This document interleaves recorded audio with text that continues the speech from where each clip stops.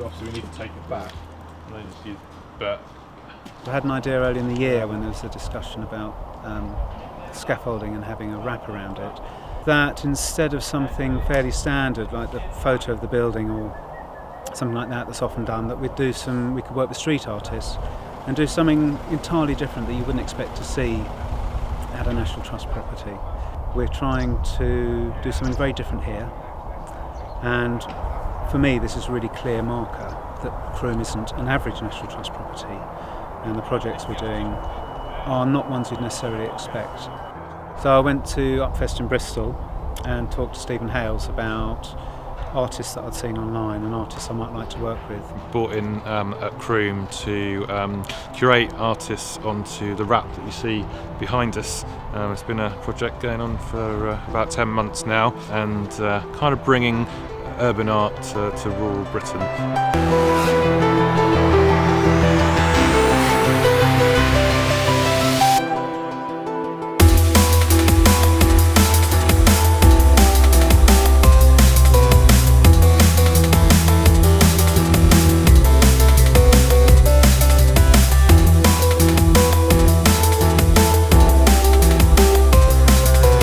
Working on scale always kind of brings its challenges, climbing up into a boom all the time and swinging around, and we suffered a little bit from the weather, but it hasn't stopped it being a great time. I'm splashing paint around, so I'm always happy when I'm splashing paint around. I think it's really important for the National Trust to be doing these kind of projects, because I think there's often a perception for some people that the National Trust isn't for them, because it's often seen as only being old bits of furniture in old houses. But the reality is there's a lot going on in the National Trust. The contemporary art, music, theatre, that there are things that appeal to such a wide range of audiences, and we're trying to do a lot of those things here at Croome.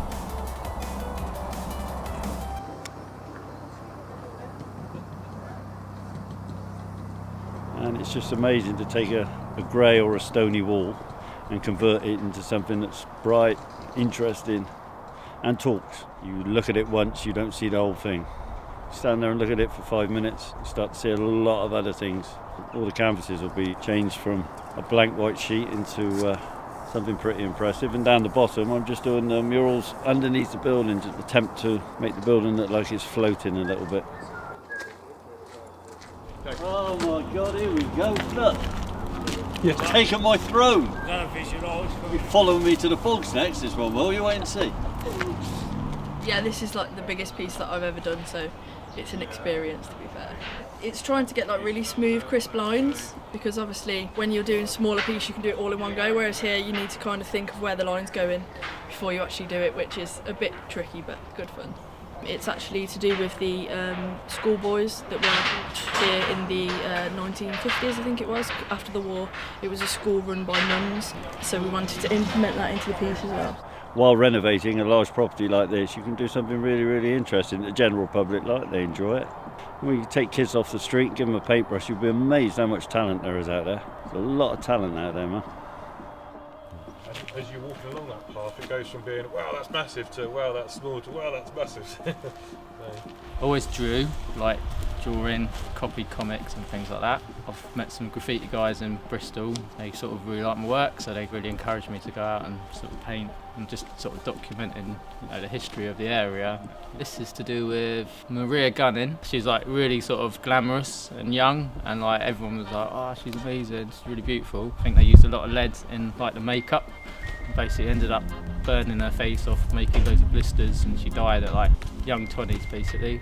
It's like a really good opportunity, and it's an amazing sort of canvas to sort of paint with, so you can't really turn something like this down. I'm sort of super psyched to be invited really. So there's an overall concept design which is being done by one of the lead artists, which is Chio, and within that and within the design other artists will add in, and you'll see the distinct difference between the different artists up on the building.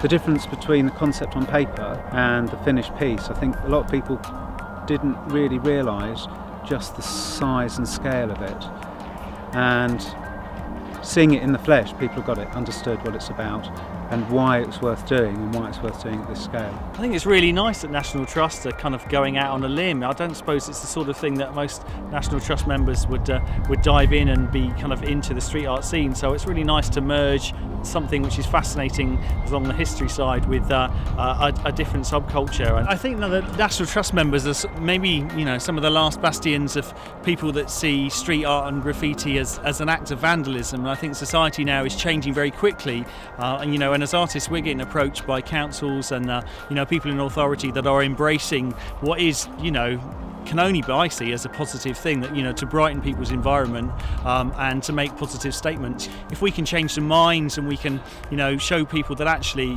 because we're using a spray can, it's just another art material, we can use that and we can make something which is ugly beautiful. There were certainly times when I wondered if it would ever happen, if we'd ever get there, and I'm so pleased that we persevered and we didn't give up, because when I come into work in the mornings and I see this, I smile every day when I come in. And I know that's going to be the same for other people. It marks this place as being different, and that's important to me.